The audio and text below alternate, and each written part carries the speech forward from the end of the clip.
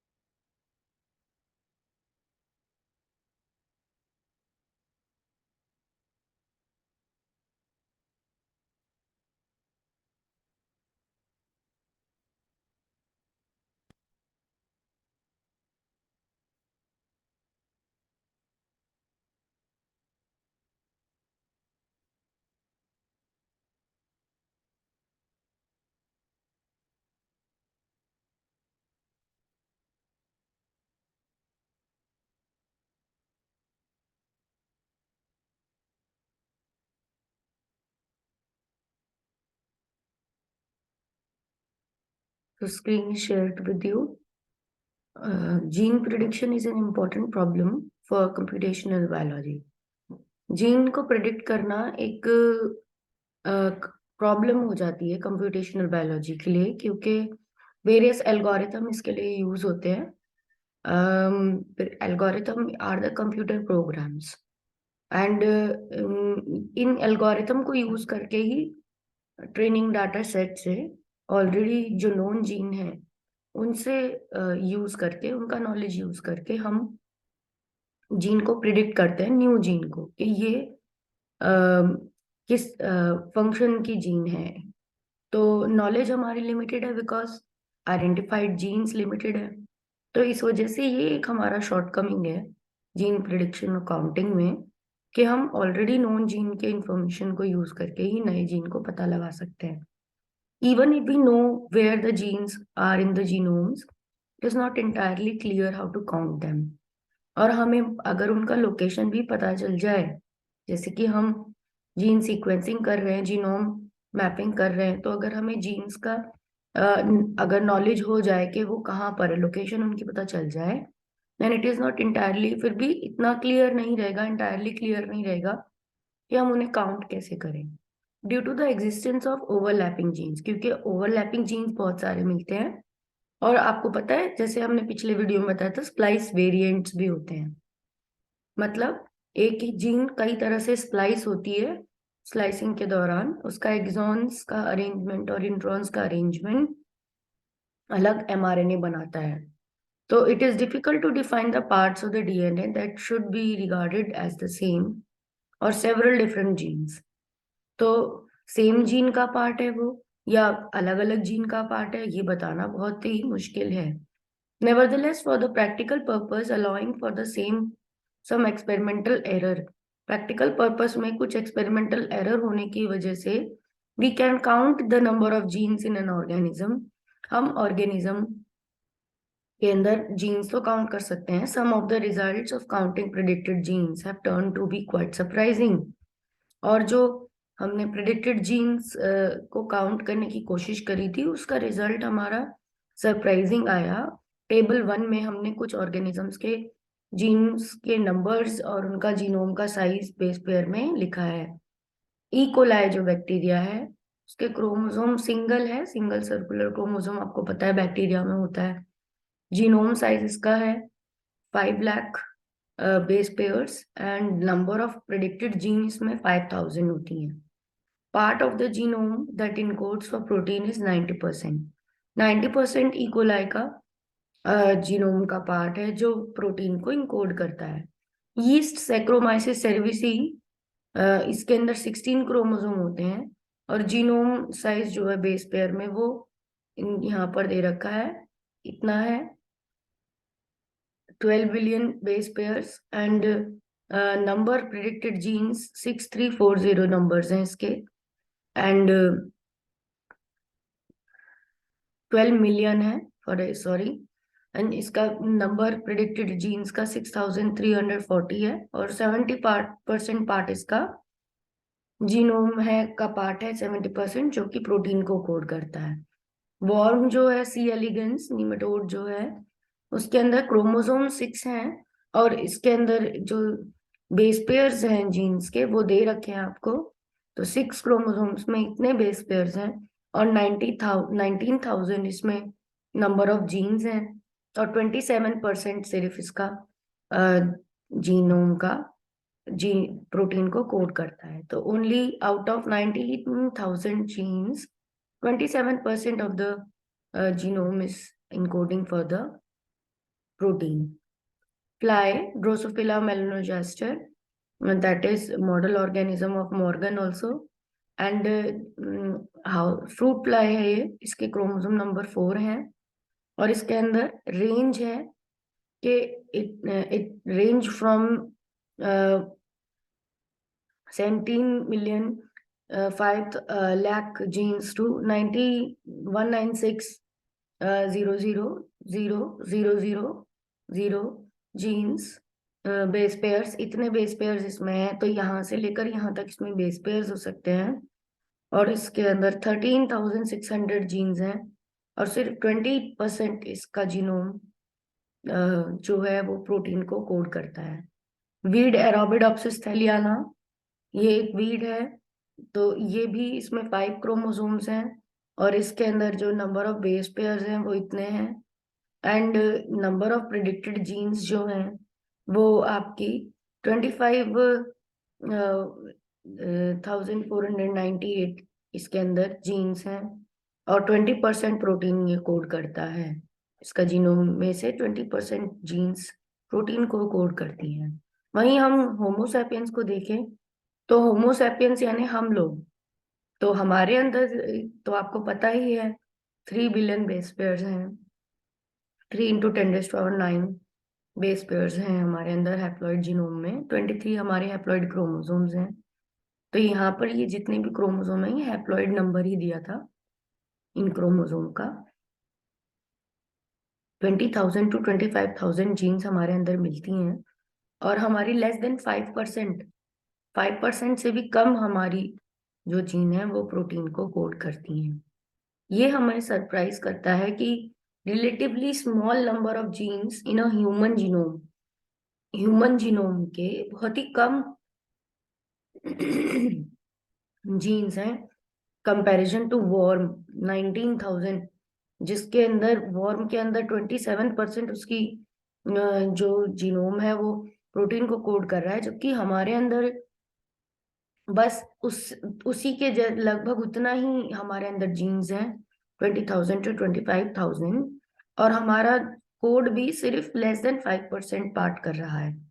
तो this is the surprise for us कि only less than 5% of the genome is coding for protein in us and in fact expert क्या सोचते हैं कि there must be at least 40,000 to 50,000 gene, human genome में इतनी gene होनी चाहिए, and that 30,000 just reflect unreliability of the silico computational gene prediction.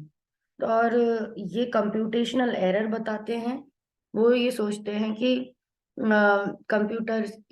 Computational gene prediction ने गलत बताया है, अप्रोक्सीमेटली 50,000 जीन हमारे अंदर होनी चाहिए। Still, it seems that there is no simple correlation between intuitive complexity of an organism and the number of gene in its genome। और यहाँ पर ये भी हमें पता चलता है कि कोई कोरिलेशन नहीं है इसमें, कॉम्प्लेक्सिटी ऑफ ऑर्गेनिज्म में और नंबर ऑफ जीन जो उसके जीनोम में होती है, उन दोनों के बीच में कोई कोरिलेशन नहीं होता। कि अब ये जरूरी नहीं है कि जो ऑर्गेनिज्म बहुत कॉम्प्लेक्स हो, जैसे ह्यूमन, तो उसके नंबर ऑफ जीन भी ज्यादा होंगी और उसकी नंबर ऑफ जीन जीनोम में जो कोड करेंगी वो भी अमाउंट ज्यादा हुआ, ऐसा कोई कोरिलेशन नहीं देखा जाता है। Genome similarity, S&P and comparative genomics. Gene prediction के बाद हम जब जीनोम सिमिलैरिटी एसएनपी के बारे में बात करें और कंपैरेटिव जीनोमिक के बारे में बात करें, तो human genome has often raise two interesting questions. Human genome के ने दो इंटरेस्टिंग क्वेश्चंस हमें रेज करे हैं हमारे सामने। Whose genome is being sequenced and how similar are genomes between two different individual. कि जब ह्यूमन का जीनोम जो सीक्वेंस किया गया, तो कितना सिमिलर था जीनोम दो डिफरेंट इंडिविजुअल का। It is understood that several anonymous samples were collected and pooled for human genome project. ये हमें पता था कि बहुत सारे अननोइंगली अनोनिमस, जिनके नेम आइडेंटिफिकेशन रिवील नहीं की थी, उनके सैंपल्स कलेक्ट किए गए थे एंड उसको ह्यूमन जीनोम के प्रोजेक्ट के लिए लिया गया था। Since each person genome is believe to be 99.8% identical to everyone else, और सभी का जीनोम 99.8% आइडेंटिकल आया, we can talk in terms of the consensus human genome. तो हमारे जो जीनोम है वो कंसेंसस है। And SNP are DNA sequence variations. SNP जो है वो डीएनए सीक्वेंस की वेरिएशंस हैं। जिस पॉइंट पे सिंगल न्यूक्लियोटाइड पॉलीमॉर्फिज्म देखा जाता है, एसएनपी का ये शॉर्ट फुल फॉर्म है, सिंगल न्यूक्लियोटाइड पॉलीमॉर्फिज्म। तो these are the DNA sequence variations which occurs when a single base pair, जिनका definition दिया है कि when a single base pair A, C, G, T is altered so that different individual may have different bases at each position। और हर individual का एक single nucleotide polymorphism की position पे अलग बेस होता है। तो एसएनपी क्या होता है? जी G T A A C T G, यहाँ पर दिखा रखा है, common variant in DNA that can have one of the 4 DNA bases at a single site। तो इस साइट पे वन ऑफ द 4 बेसिस आ सकते हैं। ये एक 4 डीएनए बेसिस में से कोई सा भी एक आ सकता है, कॉमन वेरिएंट है ये डीएनए में। Type of nucleotide present at a given location, यहाँ पे कोई भी न्यूक्लियोटाइड हो सकता है। This varies between different individual, और ये अलग अलग इंडिविजुअल में अलग अलग होता है। What is SNP map? Position of SNP in DNA. How to predict response to drugs using SNP map? So SNP map क्या होता है? पोजीशन SNP का होता है डीएनए में, और प्रिडिक्ट करना है response to drug using SNP map। SNP profile of the patient show good efficacy in clinical trial। SNP का प्रोफाइल जो है पेशेंट में, वो अच्छी एफिकेसी दिखाता है क्लिनिकल ट्रायल्स में। SNP profile of patient showing poor efficacy in clinical trial। So response to drug, SNP response to drug बताने के लिए यूज किए जाते हैं। SNP profile patients showing good efficacy clinical trial में, ये वाले पेशेंट जिसमें इस तरह का एसएनपी का मैप आता है वो अच्छी एफिकेसी दिखाते हैं, और जिसमें डाउनवर्ड्स आता है वो पुअर एफिकेसी दिखाते हैं। एसएनपी प्रोफाइल पेशेंट्स की हैं ये दो।